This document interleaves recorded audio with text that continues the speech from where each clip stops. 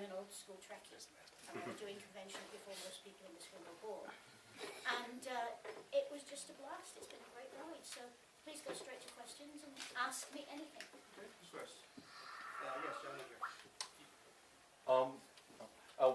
So as you know, like anime has, I won't say devolved, but it's turned to the point where it's like hyper targeted to otaku, to like a very just like 18 to 26 demographic in Japan.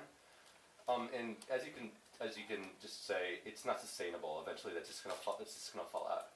I mean, where do you think anime should go from here, just to kind of save itself? I wouldn't presume to tell anime where it should go from here because it's not my medium. It's not our medium.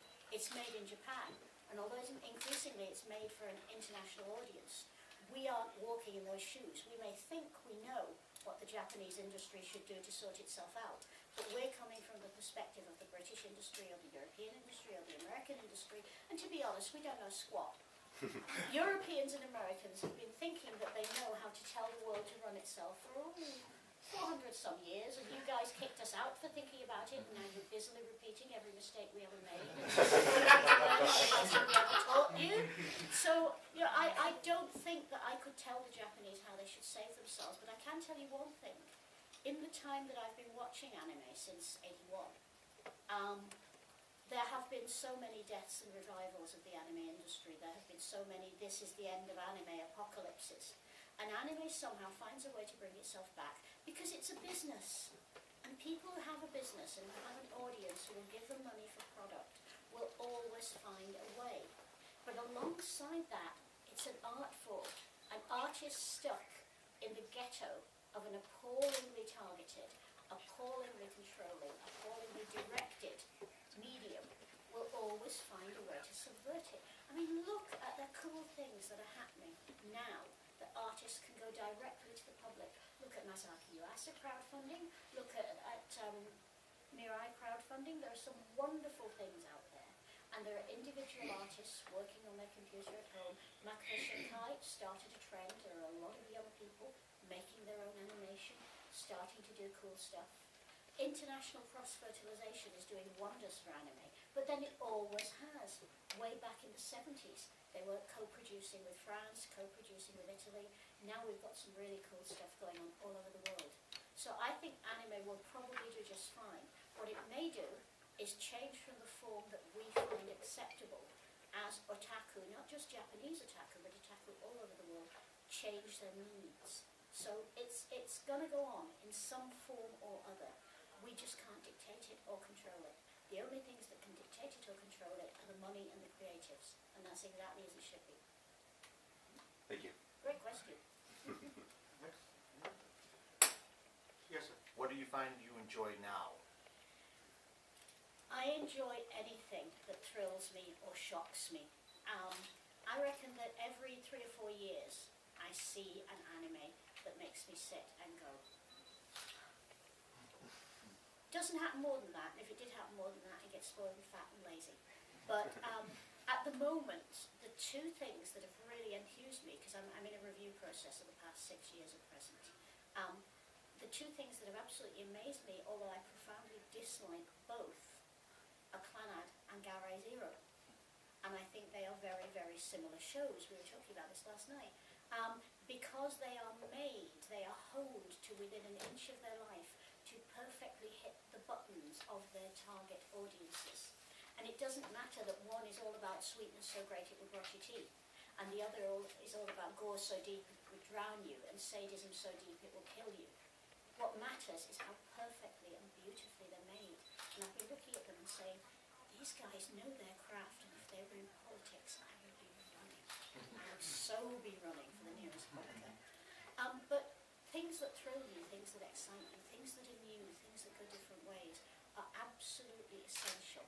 And the thing that I love about anime is every now and again you will turn a corner, you will turn on a show, and it'll be ho-ho, and you'll be sitting there, you know, doing the other stuff you do, looking at your phone, looking for the iPad, and suddenly something will come on screen and you go, what? And you rewind, and you'll go through it again, and someone will have produced a background, or a movement, or a character moment, or a line that is so jaw-droppingly, amazingly gorgeous. It doesn't matter if it doesn't run in that show. it makes the day worthwhile. So for me, it's the constant process of exploration, and I actually embrace rubbish, because it's amazing what you find by sorting through rubbish. You have to dig through a hell of a lot of mud for diamonds, but they're there, and if you dig through it, you will get there. And the other truth is that the more anime you watch, the better you get at predicting where the diamonds will be, and the faster you learn that you can't actually save time that way. You can save time for other people. I can generally now, if I talk to somebody, steer them in the direction of you may like this, you may like that, this is probably the best quality of the kind of thing you like. But if I stop looking at all the junk, I will lose the ability to discern where the diamonds are. So it's a constant process. It's like exercise, you know. You don't get a great body and that's it. You get a great body and you do it for the rest of your life. Well, my version of getting a great body, as you can tell, is sitting watching a lot of TV. And it's a wonderful process. It's really enjoyable. Is that helpful? Because it's kind of talking a lot around what you No, asked. that's great. Cool, thank you. Darius, you've written extensively about both Osamu Tezuka and Hayao Miyazaki. Which, if you can, which animator do you like more? Just for your own reasons. Oh, let's see. Do I prefer chocolate or strawberries? Right. That you can't choose. I mean, Tezuka Sensei wasn't really an animator.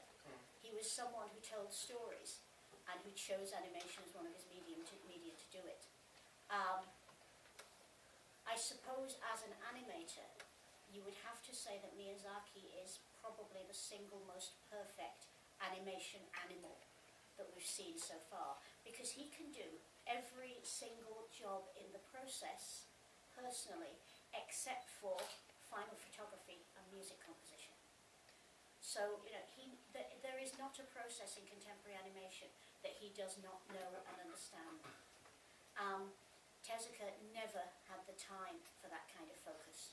His method was to look and to observe and to learn and to get the best people he could and direct them ferociously and precisely. So, as I say, it's chocolate and strawberries. Who do you choose? I don't know who I could choose. I know that My Neighbor Totoro is still, in my opinion, the greatest movie ever made anywhere in the world. I know that Tezuka makes me laugh, cry, throw things at the screen with a regularity that is quite appalling in a guy who's, God, he's been dead for 23 years. So they're both great. It's just a case of what you're looking for on a particular day. Let me ask you a question. You've traveled to America and UK, and I'm sure you've been to Japan and Yes. to Europe as well. How would you compare the fans in America? How do they compare the British fans, European fans, Japanese fans? From your observations. Well, fans in Britain and America, in my experience, tend to be perhaps a little more entitled, a little less respectful than fans in Europe and Japan. I mean, fans in Finland, going to a Finnish event is just the most wonderful thing because they are the most courteous, gentle, laid-back people. Fans in Belgium will welcome you with open arms and take you drinking, and while you're nice to them, they're nice to you. But they won't infringe on your personal space. They won't compel you to do stuff, and you wouldn't get the kind of attitudes at a convention that you see manifested at some British and American conventions by some fans. I mean, some people think that you live on 4chan, and that's the kind of behaviour you can manifest in the street. Sensible fans know that you have your pseudonym and that's where you let your inner 2-year-old out, and that's fine, but you don't bring it to a con with you. But I have to say that the thing that always inspires me about British and American fans is how much they love stuff and hate stuff, how passionate they are, how much it matters to them. And it matters just as much to fans in Japan and fans in Europe, but perhaps they're a little more restrained about the way they express it, a little more prepared to live and let live and hear your opinion. So they're both really exciting, but sometimes being at a British or an American convention, the energy that you get from it is unbelievable. I've done a lot of work in schools in the past. Sadly, I don't do so much now because I don't have time. But I used to do film presentation and film criticism with 4 or 5-year-olds who are incidentally very, very well capable of understanding the methodology. They just don't have the vocabulary. And riding that energy, riding that childlike wonder and enthusiasm and sometimes bratishness and sometimes misdirection is very, very similar to a British or an American convention. And that's not to say that you don't get intelligent, mature, wonderful, amazing fans. You do. And most of them end up con running, or writing, or being press, or being professional. But the general energy on the floor is much, much younger than where you get a very much more polite, very much more respectful fandom. And I think that's both good and bad. You know, there are positives and negatives to it. But I just love being in any crowd of fans. I mean, you're at Comic-Con. I've never been to Comic-Con, but I've seen so much video of it. Or you're at a big site for a major event like Dance Party. And although everybody will be as respectful as they can be of your personal space, just as on a Japanese train where there are people here and here and here and here, but they're all doing their absolute best not to make you feel invaded. It's just the same in a queue for Wonder Festival, but it's just as focused and determined and full of love. So I suppose really there isn't a lot of difference, it's just this difference in the way our cultures express good manners and good taste and restraint. And that's the main thing. Next question. Yes. You've been watching, like you said, since '81, I believe you said. How often do you go back and watch those over again? Because so much has changed since then. Do you find yourself often going back and watching the old stuff again? All the time. I'm a Gundam fangirl. Shah Aznavour was my first love. I have, you know that Gundam box set that came out a few years ago, brick like that? I bought that and took it home, and that comes out often. I adore Mobile Police Pat Labor. That comes down very, very often, because if you want to see a robot battle, that Ingram Griffin face-off on the quayside, that is class. I watch a ton of Go Nagai, because my other half is a giant robot fanboy, and his soul is Chogokin. That's where he lives. So we watch tons of, I mean, we've been sitting for Steel Robot G lately, and we've been watching Maz and Kaiser, and God, Nagai shows are bonkers. They are totally mad. So I go back a lot, partly because one thing that those old, expansive TV shows that ran for 200 odd episodes had, is they had time to develop writing and develop characters, and make mistakes, and retrieve mistakes. And so you learn a lot from those old school writers, which the demands of modern TV mean that a lot of episodes run 30, shows run 13 episodes, 12 episodes.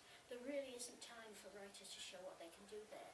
There really isn't time for writers to learn. And so when you get a long show like Black Butler, where you can see Mario Okada developing right through the run, that is really exciting. I mean, God love her, Okada is still one of the ditziest chicks writing. But she's really got her finger on the pulse of what people want. I love the way she's like a kitten. She picks up a plot thread and bats it around and makes it into an interesting shape and then throws it away and lives in the corner and goes off to do something else. But as a writer on Black Butler, I think you can see her growing.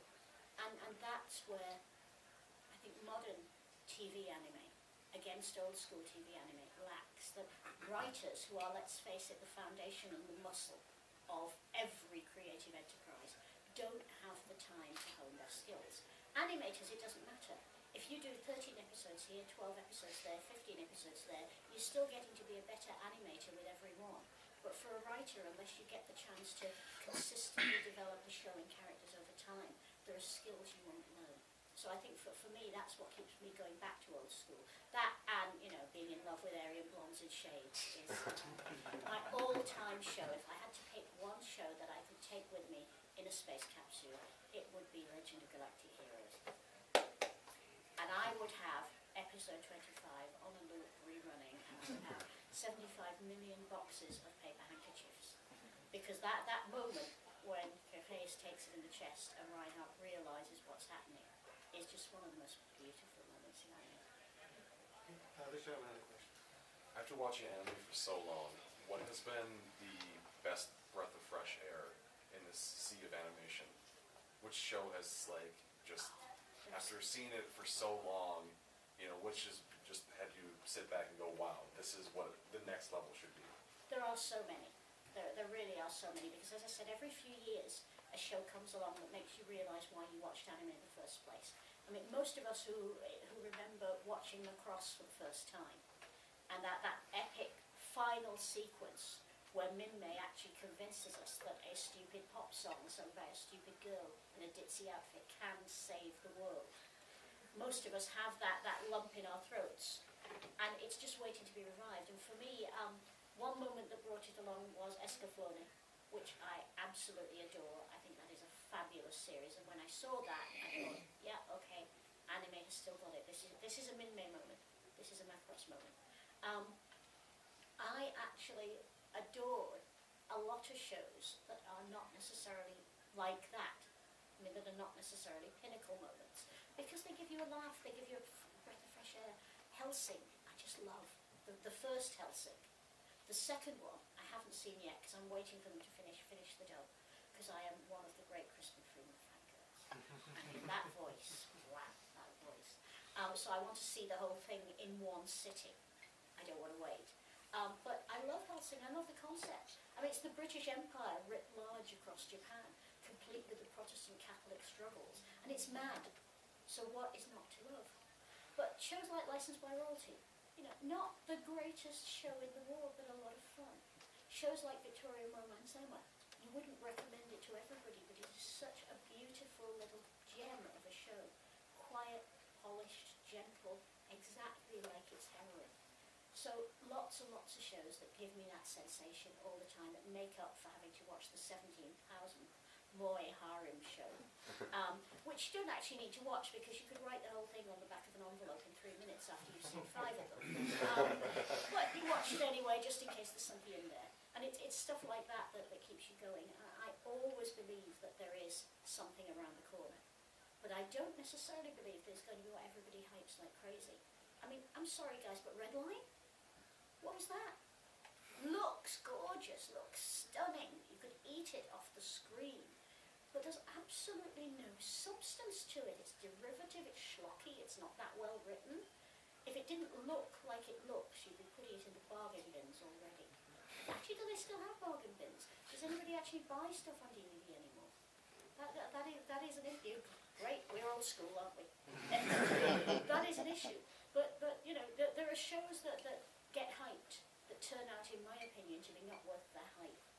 And there are shows that get overlooked, that turn out in later years to be gems that you wish you paid more attention to at the time. But the main thing is just that there are shows, and so there's always possibility. There's always the potential that one day you will turn on the DVD just expecting to go to work, and it will be something that blows your feet away. So that's the wonderful thing about the medium. Before I go to Darius' question, I want to say along those same lines that the scene in Maison Ikoku where Kyoko says goodbye to Samichiro, Oh yeah, I always cried that. And no matter how many times I see it, I always cry. that's it. Yeah. Darius, you got a question? Yeah.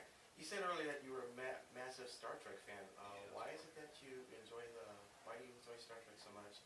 And has there been an anime that gives you the same feeling as when you watched it? The older, lots of anime, but I mean, when I first saw Star Trek, this is going back a long, long way.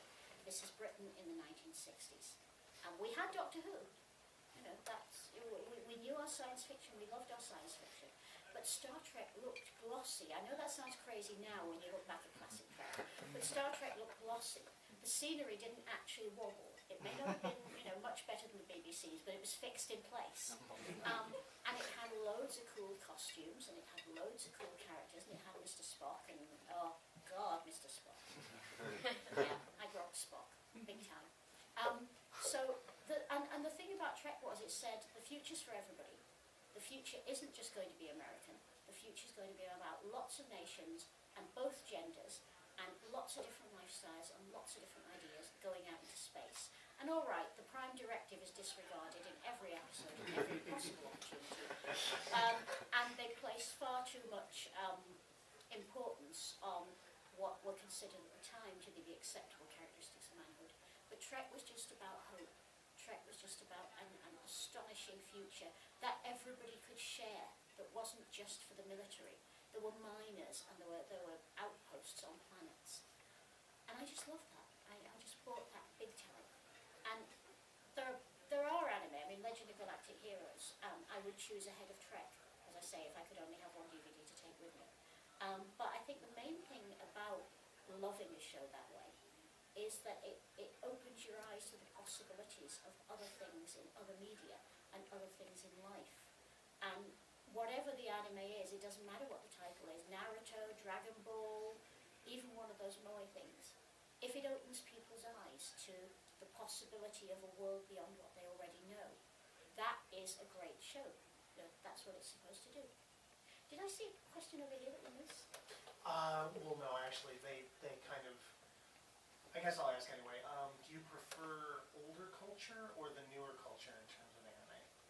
I prefer the culture that's alive. I don't think there's a distinction between older and newer culture, because without all those fans who went around to cons and showed Yamato in the 70s, and without all those fans who started zines in the 90s, current fan culture would not exist. There's a wonderful quote from one of my favourite monastic chroniclers that says, "We see so far only because we stand on the shoulders of giants." And Pink Floyd were wrong. We are only another brick in the wall, but that's a good thing, because we enable the wall to stand. And without the culture that grew me, the culture that's growing those kids of 8, 9, 10 out there with their mums and dads, going, that wouldn't exist.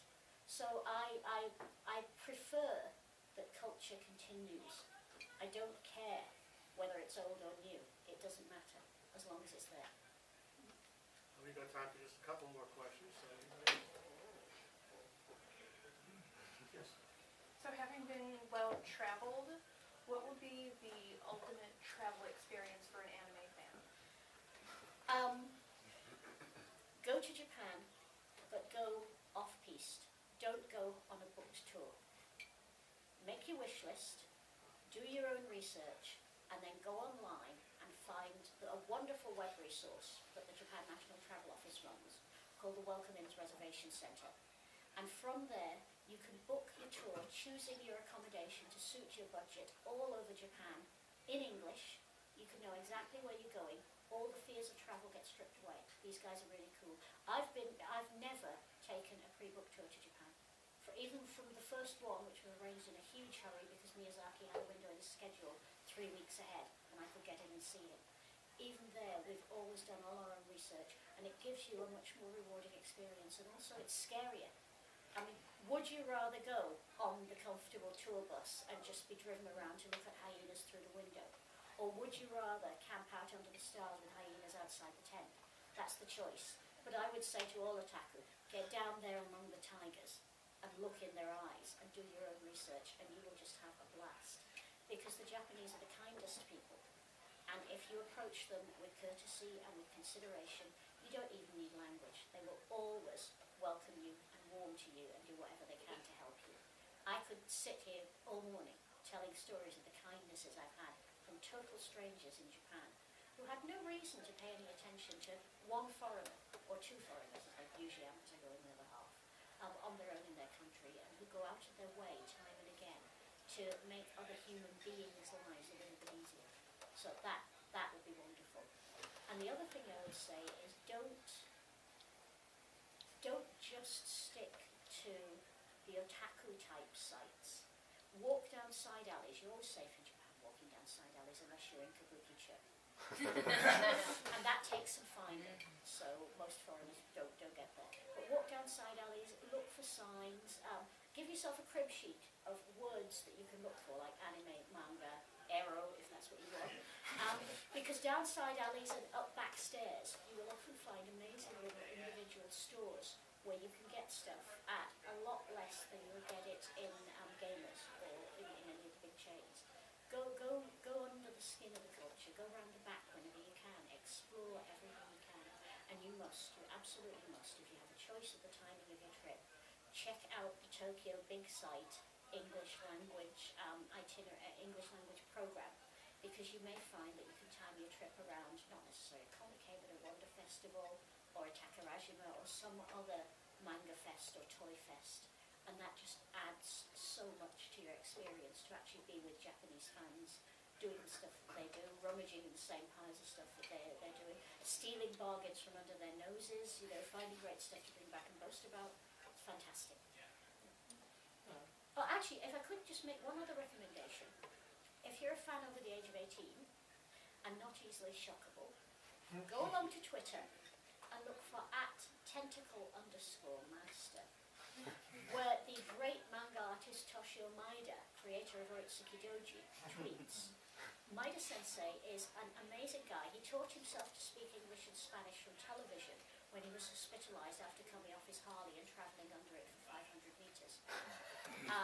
4-year recovery phase, so he learned English and Spanish from TV. And he now welcomes fans, because obviously he was pretty messed up and his income stopped for 4 years. He welcomes fans to his home. For a relatively modest payment, you can go and have coffee in his house with him and his wife and talk about what it's like to be a manga artist and see his work. So experiences like that, if you do a bit of research, you can get these guys on Twitter, a lot of them speak English, you can get these guys on Facebook, you can see an awful lot of stuff. So it's worth, dig around more than you think, because mangaka and anime creators are just like you and me. They walk down the street, they buy groceries. It's amazing what contacts you can make. Unfortunately, we don't have time for another question. Oh, if you want to ask outside, I can do that then. The one asked about her Yes, impressions of that's- Anime Central. If you would just give us in closing your impressions on Anime Central. Oh, what a fantastic convention. I have to say, just on a personal level, as a guest, you experience a convention differently than you do as a congoer, obviously. Your time is more restricted because you have commitments to the convention, but on the other hand, you're looked after very, very well. Anime Central really looks after its guests well. My wonderful assistant, Heather, who is my choice when I am 12th Doctor to be my companion in the TARDIS. Although I admit we'll probably take Johnny Depp as well, just in Okay with case. Yeah, has just been great. The convention has looked after all of us so well. The staff are absolutely wonderful. But the energy in those halls is lovely. The energy in those halls is absolutely fantastic. And to be honest, I think it comes from where Anime Central is located in part. I mean, obviously the staff do great work, but where you are here is kind of at the nexus between America and Canada, between East and West. And that means that an awful lot of different fans flow in from all over the country, from all outside the country in Canada. A lot of energies flow in. And also, you're practically on a lake and you're surrounded by a forest. How can that not make a great convention? You're drawing on centuries of the energy that built the planet.